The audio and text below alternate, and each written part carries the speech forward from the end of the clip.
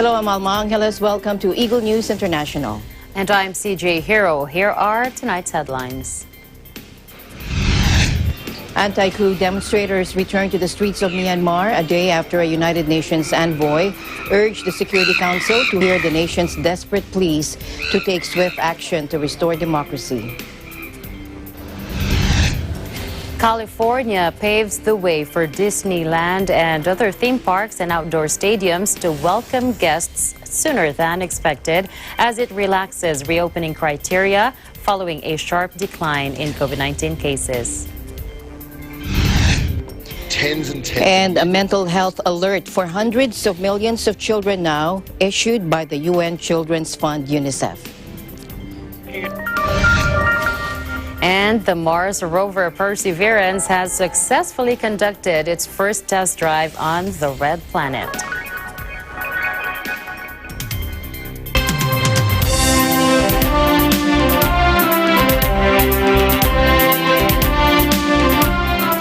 First, to the ongoing crisis in Myanmar, anti-coup demonstrators returned to the streets of the country a day after a United Nations envoy urged the Security Council to hear the nation's desperate pleas and take swift action to restore democracy. Take a look.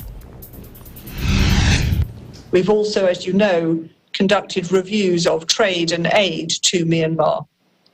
We'll be exploring further national sanctions and stand ready to consider possible measures under the UN Charter should the situation deteriorate further. The United Kingdom condemns the use of violence against peaceful protesters, calls for the immediate cessation of violence and for those responsible to be held account.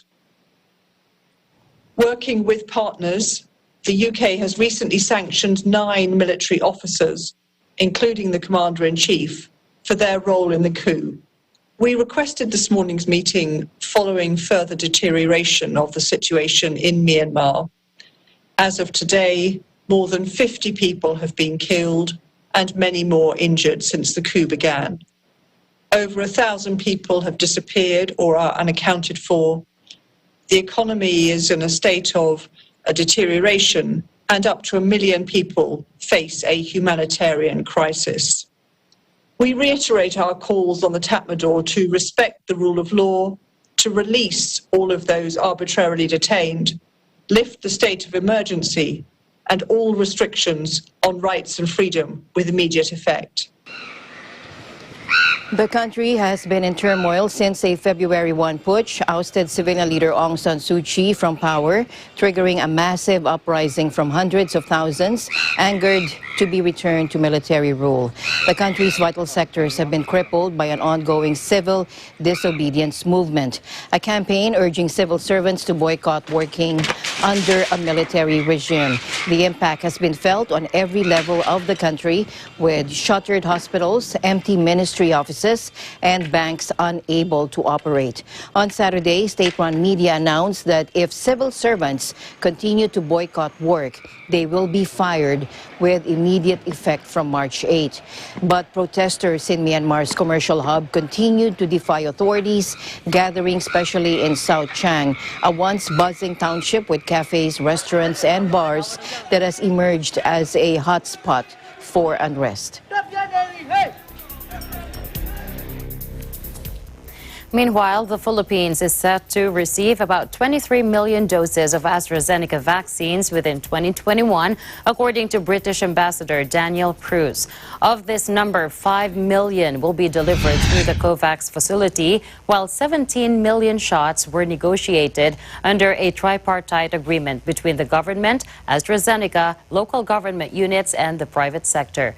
So around 23 million doses of the AstraZeneca vaccines should arrive in the country during this year, he said. That's a fantastic achievement. The UK's commitment to working with the Philippines at this difficult time is rock solid. We will see this through with you, the ambassador said in a statement. Cruz was among the envoys who welcomed the first tranche of AstraZeneca vaccines delivered through COVAX in the Philippines. The KLM commercial flight carrying a total of 487,200 vials from Belgium landed at the Ninoy Aquino International Airport Terminal 3 on Thursday night. In other news, this week in Africa, Nigeria, Kenya, and Senegal have all received deliveries of the coronavirus vaccination as part of the UN's COVAX scheme, tasked with making sure poorer nations have access to jabs. Take a look. Nearly 4 million coronavirus jabs have arrived in Nigeria, making Africa's most populous nation the latest country to receive vaccines from COVAX, the global scheme which provides free inoculations to poorer countries. For people on the ground, the vaccines are an absolute lifeline. It's so important the health workers are vaccinated first, so not only could they continue the campaign against COVID-19, but also they could resume their work with the routine immunization, with nutrition for children. That is where ultimately the impact is going to be felt. Through the COVAX scheme, vaccines are reaching more and more countries. But richer countries have surged ahead with vaccinations, while many poorer nations are still waiting for deliveries. Similar scenes played out in Kenya, where the first shipment of just over 1 million COVAX-funded Oxford AstraZeneca shots arrived in Nairobi. For officials here, it's important to prioritise those who are most exposed to the virus. We are starting with our health workers. Kenya has approximately 400,000 health workers in the country. After that, we are going to roll out to other frontline workers. And also in Senegal, 324,000 doses of the vaccine arrived in the capital, Dakar. For this first phase, vaccination will only concern the autonomous district of Abidjan, as Abidjan is the epicenter of the epidemic in the country, with 95% of positive cases. This campaign will take place over a period of 10 days. The distribution of vaccines via COVAX began last week, lagging behind the vaccine rollout in many wealthy nations, which began in December. Africa is currently facing a second wave of COVID-19 cases, and the continent has recorded 4 million cases.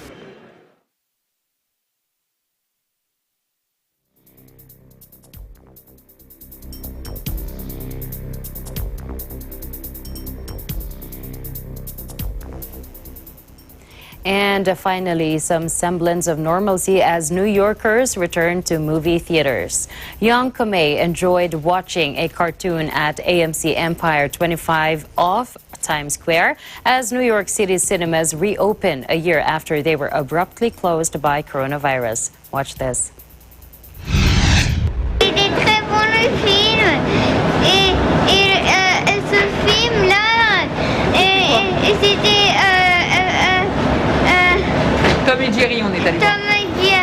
It feels good, because I have a place to take my son. The weather's been real cold, and it's been a long time since he's been to a movie theater. So, he wants to see the new movie that came out, cartoon. Well, it hasn't been very long since I've seen it, because I've been, going over the bridge, but I've missed, the environment. Just being in New York City, going to the movies. Movies is my favorite thing to do, Just having places to go other than working home. It feels good to have somewhere else to go. Big Apple's movie theaters resumed operations for the first time since March 17 last year, when officials ordered them shut as COVID-19 began ravaging America's commercial capital. Governor Andrew Cuomo announced last month that cinemas would be allowed to operate at 25% capacity or with no more than 50 people per screen from March 5. The announcement of a green light with conditions comes as the number of COVID-19 cases and hospitalizations is dropping in the state of New York and other U.S. states against the backdrop of an accelerated vaccination campaign and the arrival of a third vaccine from Johnson & Johnson. Meanwhile, California on Friday paved the way for Disneyland, other theme parks and outdoor stadiums to welcome guests back sooner than expected as it relaxed reopening criteria following a sharp decline in COVID cases and pressure from operators. State Health Secretary Mark Galey said in a statement that with these improvements, California can begin gradually and safely bringing back more activities, especially those that occur outdoors where consistent masking is possible. Only outdoor activities are affected by the changes, which come as California's Governor Gavin Newsom faces mounting pressure in a bid to recall him from office over his handling of the pandemic.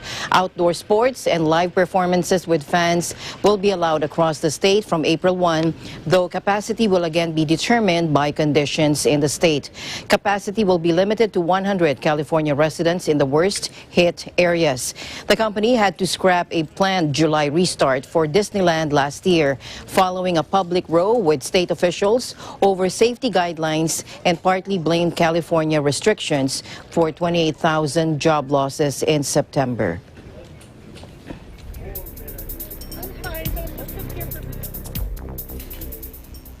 Meanwhile, Yonhap News reports that South Korea's daily coronavirus cases hovered about above 400 on Saturday. Sporadic cluster infections showed no signs of a let-up, and the rising number of travelers amid warm weather could spark yet another uptick. The greater Seoul area, home to about half of the nation's 52 million population, is currently under the Level 2 social distancing scheme, the third highest in its 5-tier system, and other regions are placed under Level 1.5. Private gatherings of 5 or more people are banned nationwide. The Korea Disease Control and Prevention Agency said the country reported 418 more COVID-19 cases, including 404 local infections, raising the total caseload to 92,055. The daily case was slightly up from 398 reported on Friday, but down from 424 tallied on Thursday.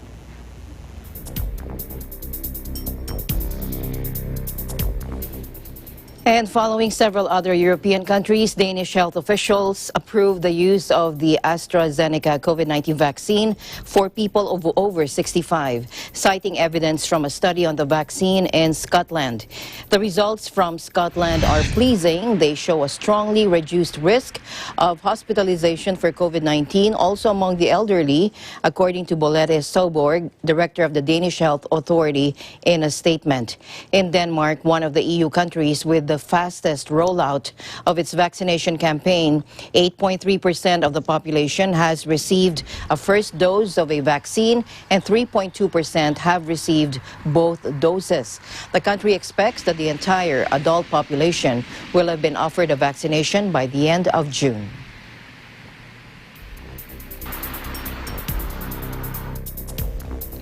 Officially, there are no standby lines for COVID-19 vaccines in Los Angeles, but over the past few days, large crowds of mostly young people have shown up in front of vaccine centers across the city, including Kedron Health in South LA. The word has spread that at the end of each day, doctors have to find people to receive the last doses that would otherwise go to waste once out of the fridge. An opportunity for vaccine chasers who cannot yet get their dose through official lines.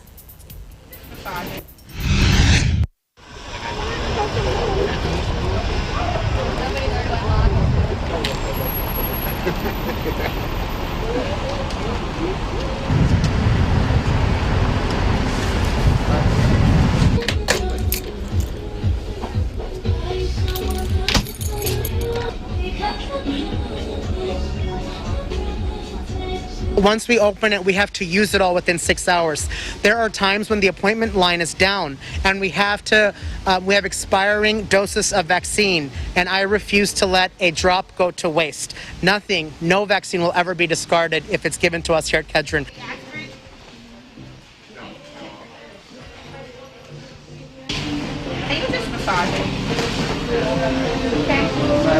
We really do feel like we're actually doing our part by doing this and getting vaccinated, because if this vaccine is just going to end up in the trash, like, what good does that do anyone?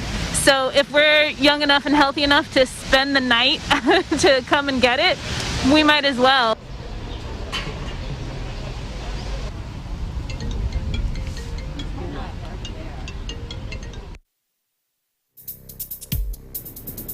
Protesters angry over the Paraguay government's handling of the coronavirus crisis clashed with police, with shops ransacked and cars set on fire. Take a look.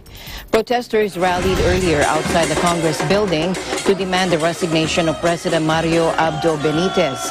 Health Minister Julio Mazzoleni, who has been under attack from lawmakers, including some from the ruling party and by Health Workers Union, already submitted his resignation, which he made public on Friday after a meeting with the president. The coronavirus epidemic is expanding in Paraguay, and officials admit the threat is serious. As of Friday, Paraguay and 165,000 had 165,811 cases and 3,278 deaths.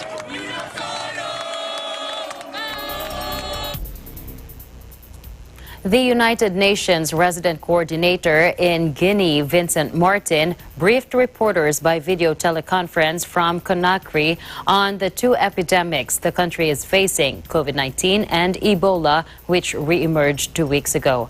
Martin said COVID-19 has had a major impact on Guinea's economy. Watch this.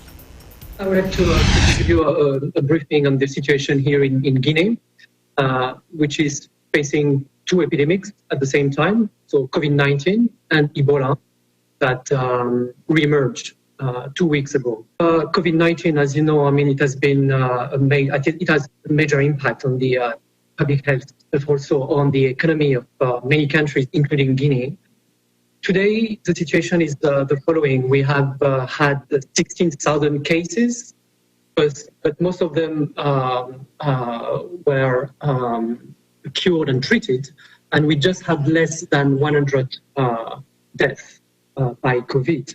But the thing is that with the fatigue of the population, respecting social distanciation and so on and so forth, we can see that the number of cases is rising.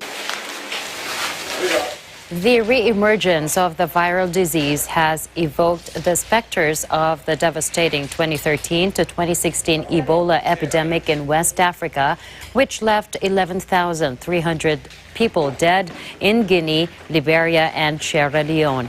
Ebola causes severe fever and, in the worst cases, unstoppable bleeding. It is transmitted through close contact with bodily fluids, and people who live with or care for patients are most at risk. But Guinea has reacted rapidly to its latest outbreak with support from the World Health Organization and medical workers.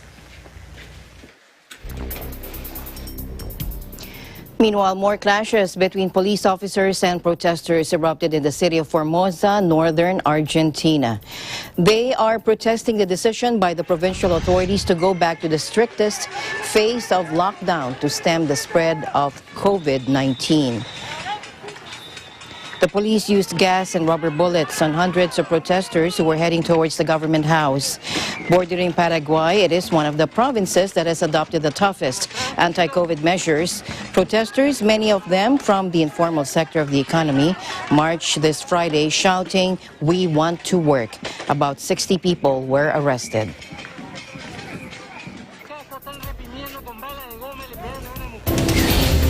And the news continues here on Eagle News. We'll be right back.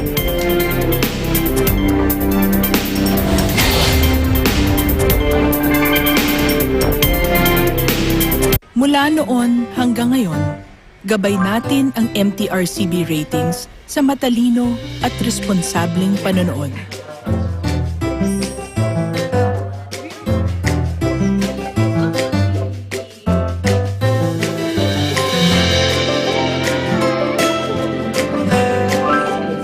Sa tamang pagsunod sa MTRCB ratings, ginagawa nating ligtas at makabuluhan ang panonood ng bawat miyembro ng pamilyang Pilipino. Lumipas man ang panahon, hanggang may pamilyang Pilipino, andyan ang MTRCB. Muli nating balikan ang mga awiting hatid ng ating featured composer ngayong linggo. Bakit ka ba nakita? Malaya lang ako. Bakit ka ba? Nais ko lang. Nakatawa ako na buhay ka tayong iwan ka. Sino ba naman ako? Bakit di pagbigyan muli aking paglalaban? Mula sa puso ay tunay ngang ganyan.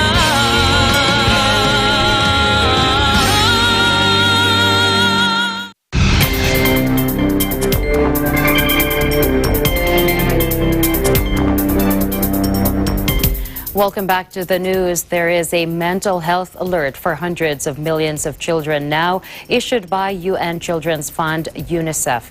Based on new research, it said on Thursday that more than 330 million youngsters have been stuck at home for at least 9 months since the start of the COVID-19 pandemic due to COVID-19 lockdowns. UNICEF said this has left them feeling isolated and anxious about their future. Here's spokesperson James Elder.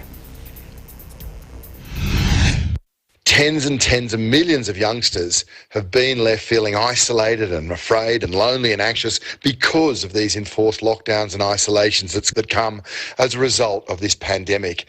So we've got to emerge from this pandemic with a better approach to child and adolescent mental health. And that probably starts just by giving the issue the attention it deserves.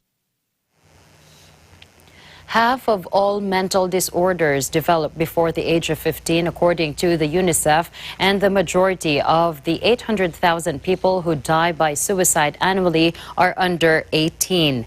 The UN agency also said that the pandemic has disrupted or halted critical mental health services in 93% of countries worldwide. To respond to growing needs, it has offered support to governments and partners to prioritize services for children. In Kazakhstan, this has led to the launch of a UNICEF platform for individual online counseling services alongside distance training in schools for mental health specialists. In China, the agency has also worked with social media company Kuaishou to produce an online challenge to help reduce anxiety in children.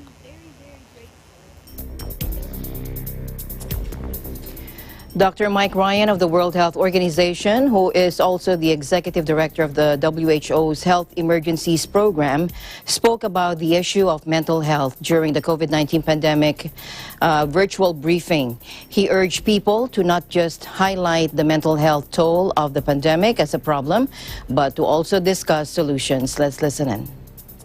Have been under. It's one thing to say that mental health is and psychological health is under pressure. That's true, but it's also the opposite of that has to be what we're doing to support and provide psychosocial support to people and communities. And I think that's what we really need to talk about, not measuring. We need to measure the mental health impact and understand truly what's happening. But I think there's a point where it just becomes unethical to continue to call something out as an issue, but not actually focus on solutions for people and communities. And it's a very practical issue. If individuals and communities are not physically and mentally healthy, it is very difficult to absorb the strain and stress of an epidemic. It is very difficult to sustain behaviours that stop the epidemic.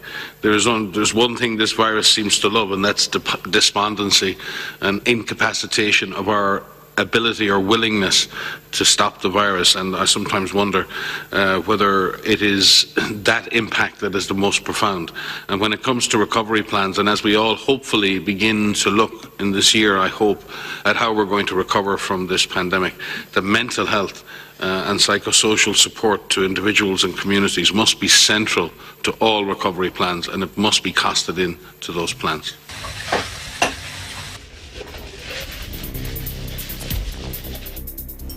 From Argentina to Singapore, virus-induced confinement has caused an increase in domestic violence cases and their severity and made it more difficult to report abuses and help victims. In New Jersey, at a timber farm turned shelter for women who have experienced domestic violence, Gloria's struggles, like those of many abuse survivors, have worsened with the coronavirus pandemic. Cheryl, a manager at the Strengthen Our Sisters shelter, explains that it's more difficult for women to get help. Watch this. Hace pa'lante. Este es el cuartito mío, ¿no? Que Dios me bendició en este cuarto. Este es el cuarto de Dios, como yo digo. Mucho porque este es mi Dios. Y me dio un sitio para vivir bien bonito, bien bioso, ¿no? Porque todo siempre está arreglado aquí. Me trataban bien mal. Anyway, yo no me atrevía ni a abrir las cortinas. Porque él me iba a hacer mal. Que después me iba a rape, ¿no? Como dicen, no sé decirlo en español. Y después hacía lo que quería conmigo.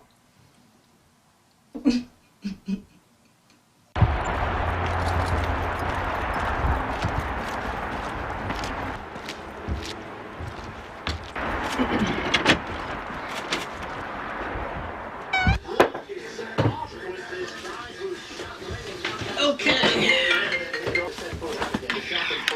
I'm really concerned about what I actually touch. There isn't. That's what I'm trying to establish, whether or not there existed a contract between you and the plaintiff. You want to go sit over there? They're just taking stills. Exactly when this contract. So you told her between 58 and 102. So what is half as much? So when it comes to domestic violence, a lot of times it's not just whether, oh, she's stuck in the house with him. Even if she gets away, then what's she supposed to do? You can't really use court. You can't use the social services. You barely can go into a domestic violence shelter. Some places are putting people in hotels. If there's a contract here between you, We have had people looking to come to the shelter for COVID, but the boogie is that they have to be quarantined for 2 weeks. So we do have another house that has independent units where women can stay in their own unit with their own bathroom. But I have a lovely family, and I lost my parents along. To other news now, on November 30 last year, Eritrean soldiers massacred 164 civilians in the town of Dango in Ethiopia's Tigray region, one day after a major Orthodox holiday. Survivors and relatives wailed, showing pictures, mass graves, and ropes used to the victims before their execution. The killing was one of the worst incidents of civilian suffering in the ongoing conflict in Tigray, where the Ethiopian government launched a military operation and unseated the long-running TPLF. Take a look. In the Ethiopian region of Tigray, survivors of last November's massacre, which saw Eritrean soldiers kill 164 civilians in the town of Dengalet, are still reeling from the experience. Bayanesh lost her husband, 2 sons and 2 nephews.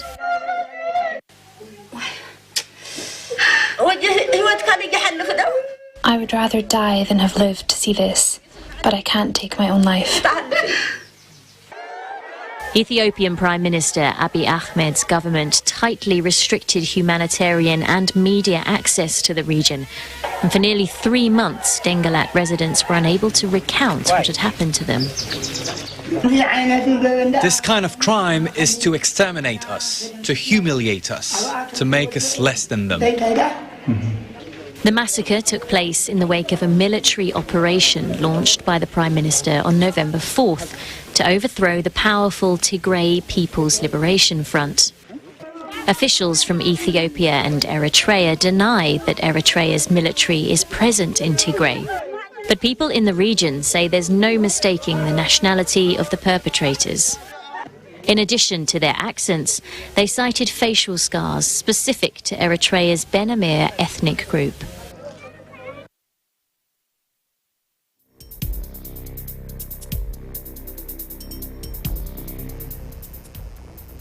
Sarah Kayali, a Syrian researcher at Human Rights Watch, answers questions about the country's 10-year conflict, ranging from the state of Bashar al-Assad's Syria today, the future of the Kurds, and the fate of Idlib. She says life looks very, very bleak. Watch this. After 10 years of war, Syria today has been almost entirely decimated. Hospitals have been destroyed, schools have been destroyed, lives have been lost, and the economy is in shatters. Although the Syrian President Bashar al-Assad continues to hold on to power, the reality is that most Syrians inside Syria are suffering, be it in areas that are under the government's control or areas that are under the control of opposition groups. The reality of the issue is that while it's positive that the UN-led negotiation process is ongoing, that negotiation process is not really going to lead to a sustainable and just solution to the Syrian conflict, so long as it fails to address issues of accountability, of people who've been detained and disappeared, and issues of justice. Although the Syrian government has retaken most of the territory in Syria, in reality, it's very difficult to say that Assad or really any Syrian has won the war. When you have 2/3 of the infrastructure completely decimated, 11.6 million people displaced, 13 million more in need of humanitarian aid, and a country that's barely standing, it's very difficult to frame that as a win. More than 387,000 people have been killed and millions displaced since the conflict erupted, with the brutal repression of anti-government protests that first erupted on March 15, 2011.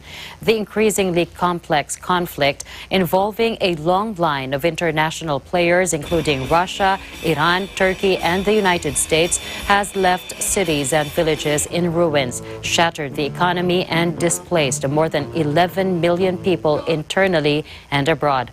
Endless rounds of UN-backed peace talks have failed to stem the bloodshed in Syria.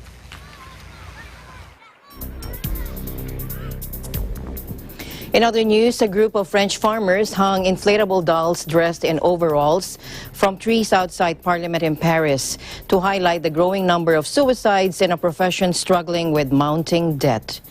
Now, according to the MSA Social Security Agency for Agriculture Workers, 372 took their own lives in 2015. 372 farmers, the most recent year for which it provides figures, a rate 20% higher than in the general population.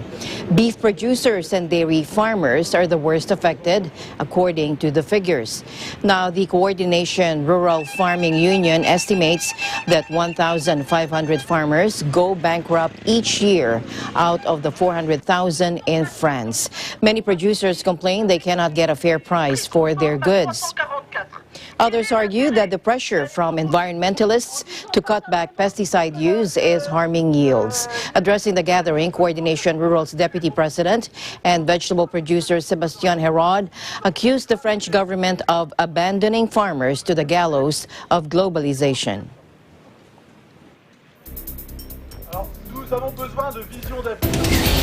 Eagle News will be right back. Please don't go away.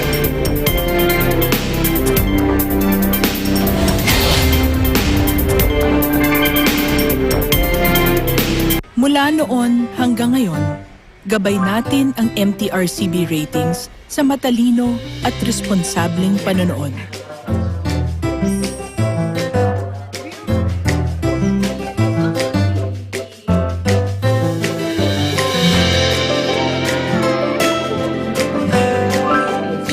Sa tamang pagsunod sa MTRCB ratings, ginagawa nating ligtas at makabuluhan ang panonood ng bawat miyembro ng pamilyang Pilipino. Lumipas man ang panahon, hanggang may pamilyang Pilipino, andyan ang MTRCB. broadcast journalist Weng de la Fuente returns on Philippine television and radio to deliver top stories and engage with the country's policymakers, shapers, and movers. Tatalakayin ang mga pangunahing balita alas 7 ng umaga mula Lunes hanggang Biyernes, live sa teleradyo ng Net25 at Radyo Aguila DCEC 1062. Kasama si Weng de la Fuente sa Balit Talakayan.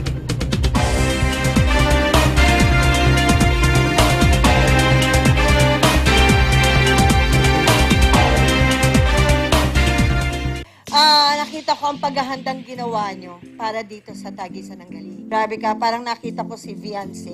Ang lakas ng dating mo. Siguro not only sa audience, pero sa aming mga judges, iba yung impact mo no? A new batch of talents ang makakasama natin na magpapamalas ng kanilang natatanging galing sa sayawan.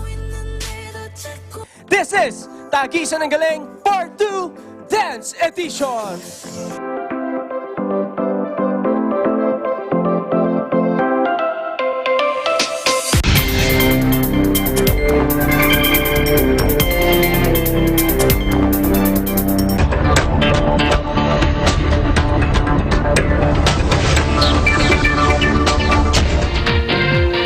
U.S. Democrats reached a compromise late Friday on key elements of President Joe Biden's massive COVID-19 relief package, breaking a logjam and setting the $1.9 trillion stimulus bill on a path towards a final vote.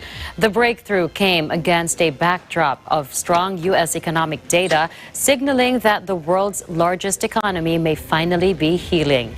Payrolls jumped by 379,000 last month, which was almost double expectations and pushed the unemployment rate down slightly to 6.2%, according to the Labor Department. Biden said the data underscored the need for lawmakers to approve his plan for nearly $1.9 trillion in aid. His economic advisor said the current pace of job gains mean it would take 2 years to recover to pre-pandemic levels. Watch this. Today's jobs report shows that the American Rescue Plan is urgently needed in our view. Our economy still has 9.5 million fewer jobs than it had this time last year. And at that rate, it would take 2 years to get us back on track.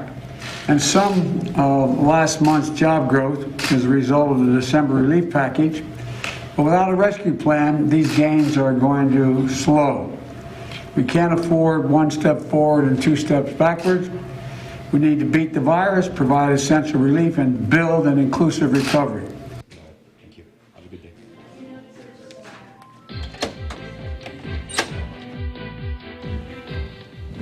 In other business news, President Duterte said it is useless to give local media giant ABS-CBN Corp a new 25-year legislative franchise during the joint meeting of national and regional task forces to end local communist armed conflict or the LCAC in Cagayan de Oro City, Misamis Oriental. The president said he sees no reason for ABS-CBN to secure a fresh congressional franchise. Take a look. ABS-CBN nakalingaw sa tao. Wala yung problema nakalipay sa mga bata. Wala yung problema na. Puman, gibaligya nila sa DBP ang ilang tanang asset. Tanan! Lock, stock, and barrel. Pagkahumang na negosyo ni Guapo na ilang gipalit o barato gibaligya nilang mahal. Wow. The president maintained that he was opposed to the possible resumption of ABS-CBN's operation, saying he could not stomach the network's previous selling of assets to state-owned Development Bank of the Philippines at a higher price. The president was referring to the supposed loans of ABS-CBN to DBP condoned in early 2002. Now, the DBP already clarified on January 19 that it did not condone or write off 1.6 billion pesos in loans to companies controlled or affiliated with the Lopez family that turned sour as a result of the lingering 1997 Asian financial crisis. And like many other companies, the New York branch of Veldon Plus switched to remote work when COVID-19 hit the city in March 2020. 11 months later, Luc Kamperman is the only employee who goes into the Wall Street office and just once a week. But he says remote work is here to stay.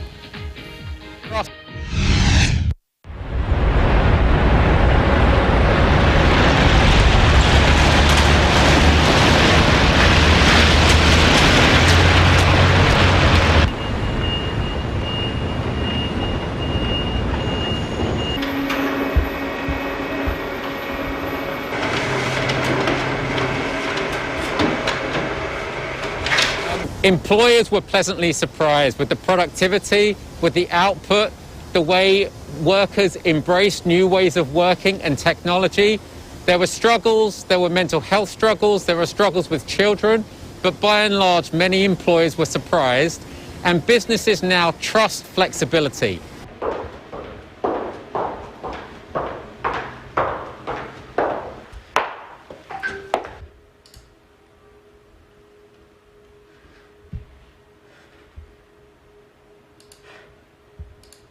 But I do think that we will see a different type of vibe, and that people are only coming in 2 or 3 days a week and not 5 days a week. So it will have a massive impact on everything that's built around these offices and having all these people going to shops and cafes, etc.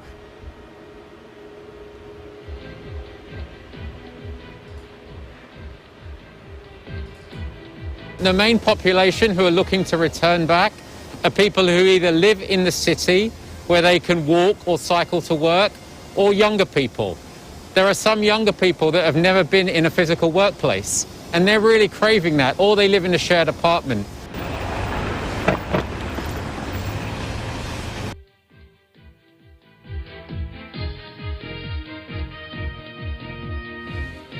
In other business news, China's leader set an economic growth target of above 6% for this year at the opening of the country's annual legislative session. Take a look.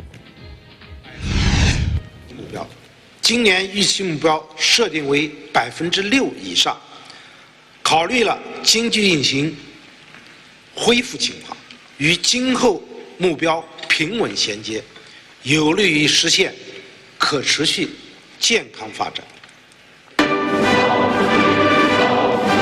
Apart from a growth target, China's authorities are also looking to create over 11 million new urban jobs and keep a surveyed urban unemployment rate of around 5.5%, according to Mr. Lee's speech. China also set the budget deficit ratio at around 3.2%, slightly lower than last year's figure.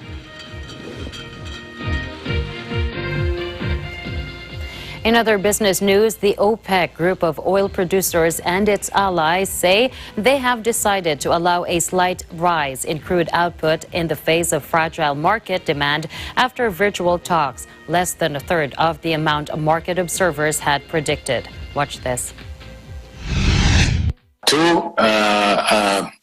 We have a good agreement, a surprising agreement, but and because of that, we've elected to extend the voluntary cut for another 1 million in April. The 150,000 barrels per day or BPD increase is much less than the 500,000 BPD boost some market observers had predicted. The so-called OPEC Plus group sharply cut output last year to counter a sudden plunge in prices caused by the coronavirus pandemic, but it agreed to gradually increase supply in January. Now that vaccination campaigns are underway and demand from top oil importer China has bounced back to pre-pandemic levels, Moscow was said to be keener to turn on the taps again, but Riyadh had been seen as arguing for keeping the status quo.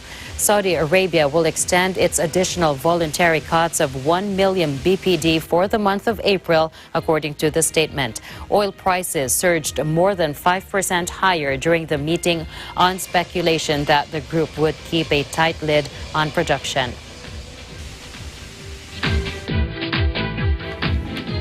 Employers and business owners representing 90% of Catalonia's GDP asked for an end to the violence and vandals in the streets.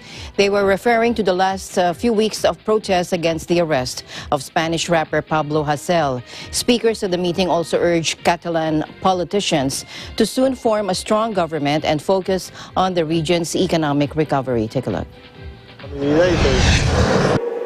Des del màxim respecte democràtic a la manifestació i a la protesta, des d'aquest màxim respecte, dient ja n'hi ha prou i rebutgem, condenem de forma clara i rotunda qualsevol tipus de violència, vandalisme i saqueig que se pugui produir. Torno a dir, en realitat no volem fer més soroll, sinó el que volem és calmar la situació. Volem acabar amb l'angoixa que estan patint persones i negocis i treballar per recuperar el prestigi de Catalunya, treballar per recuperar el prestigi de la seva capital, que és Barcelona, i treballar també per recuperar el prestigi de tots els pobles del nostre país. Saturday's demonstration was one of the most violent protests since rapper Pablo Hasél began serving a 9-month prison sentence on February 16 for a string of tweets found to be glorifying terrorism. He was also heavily fined for likening former King Juan Carlos I for linking former King Juan Carlos I to a mafia boss and accusing police of killing demonstrators and migrants. With his jailing, this sparked a wave of protests in his native Catalonia and beyond. During Saturday's clashes, protesters torched a police van with an officer inside, although he managed to get out. They also attacked a hotel, smashed up street furniture and several banks, and looted some shops.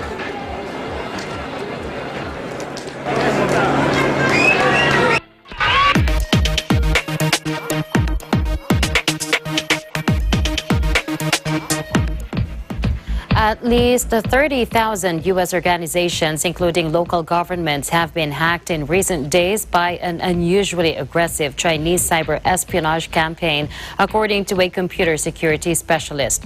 The campaign has exploited recently discovered flaws in Microsoft Exchange software, stealing email and infecting computer servers with tools that let attackers take control remotely, Brian Krebs said in a post at his cybersecurity news website. Watch this.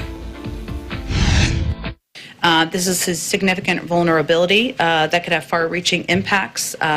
First and foremost, this is an active threat. And as the National Security Advisor tweeted last night, everyone running these servers, government, private sector, academia, needs to act now to patch them. We are concerned that there are a large number of victims and are working with our partners to understand the scope of this. So it's an ongoing process, Trevor, I would say.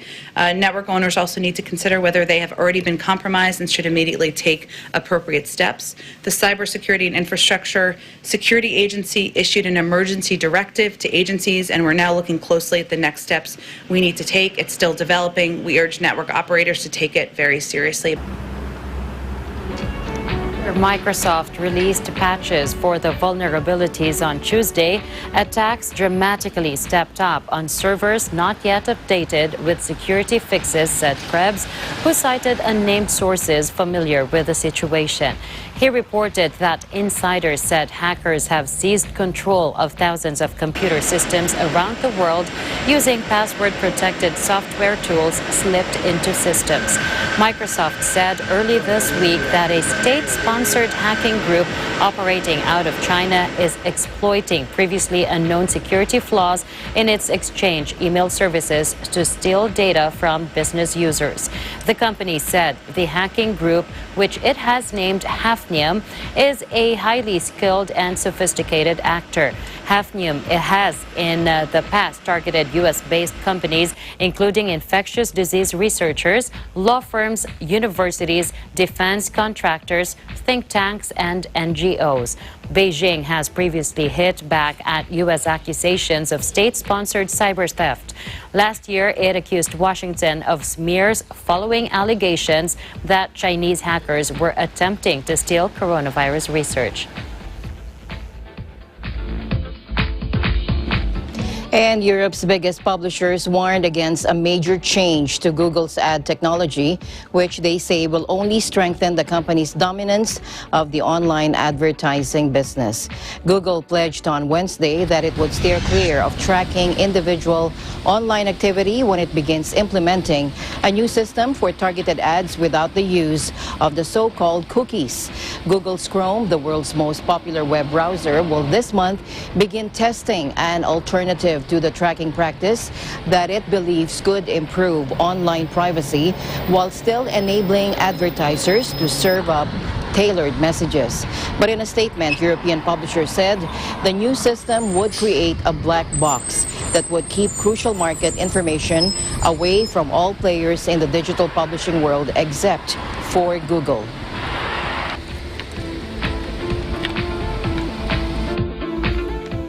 Meanwhile, Honda launched the world's most advanced self-driving car licensed for the road on Friday, releasing an initial batch of 100 models in Japan. The Legend is capable of adapting driving in lanes as well as passing and switching lanes under certain circumstances. The car also features an emergency stop function in case a driver is unresponsive to handover warnings, and Honda touts extensive safety testing. Approximately 10 million patterns of possible real-world situations were simulated during system development, and real-world demonstration tests were conducted on expressways for a total of approximately 1.3 million kilometers, or about 800,000 miles, it said in a statement. Experts said the limited rollout would help determine whether there is sufficient demand for more autonomous vehicles. Vehicle autonomy is classified along a 0 to 5 scale, with 5 indicating essentially total autonomy. The Legend is level 3. Several automakers have already manufactured vehicles capable of level 3 autonomy, but few countries have legal frameworks permitting their sale and use. Honda's Legend release comes after the car maker won approval for sales in Japan last November. The government had already amended the law to allow for such vehicles, believing self-driving cars will be key in a country with a rapidly aging population in need of safe transportation solutions.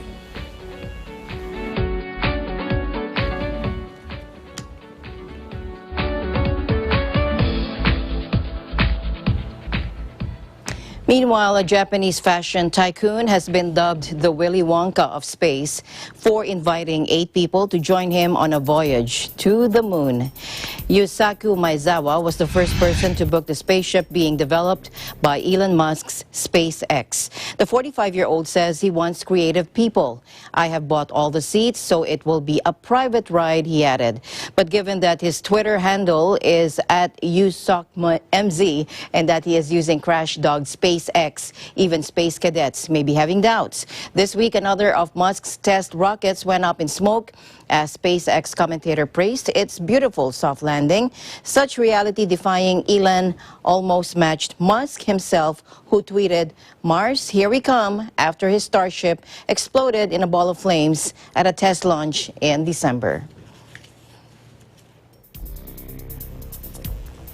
Finally, in our news, the Mars Rover Perseverance has successfully conducted its first test drive on the red planet, the U.S. space agency NASA said Friday. The 6-wheeled rover traveled about 6.5 meters, or about 21.3 feet, in 33 minutes on Thursday, according to NASA. It drove 4 meters forward, turned in place 150 degrees to the left, and then backed up 2.5 meters, leaving tire tracks in the Martian dust. This was our first chance to kick the tires and take Perseverance out for a spin, said Anais Zarifian, Perseverance mobility test bed engineer at NASA's Jet Propulsion Laboratory in Pasadena, California. Zarifian said the test drive went incredibly well and represented a huge milestone for the mission and the mobility team. NASA engineers said they were studying possible routes for longer rover voyages on the surface of Mars. The rover can cover 200 meters per Martian day, which is slightly longer than a day on Earth. And it goes 5 times faster than Curiosity, its predecessor, which is still functioning 8 years after landing on Mars. Perseverance Deputy Mission Manager Robert Hogg said engineers were also preparing for the first flight of a helicopter drone carried by Rover. Perseverance was launched on July 30, 2020 and landed on the surface of Mars on February 18. The rover's primary mission will last just over 2 years, but it is likely to remain operational well beyond that. Over the coming years, Perseverance will attempt to collect 30 rock and soil samples in sealed tubes to be sent back to Earth sometime in the 2030s for analysis. The rover is only the 5th to set its wheels down on Mars, all of them American. The feat was first accomplished in 1997. The United States is preparing for an eventual human mission to the planet, though planning remains very preliminary.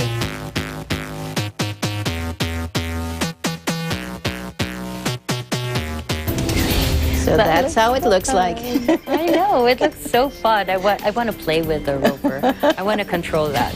That's it for tonight's broadcast. Thank you so much for joining us. I am CJ Hero. Please join us again on Monday. And at the end of the day, there remains so much more to be grateful for. We'll see you back next week. I'm Alma Angeles, and we live in interesting times.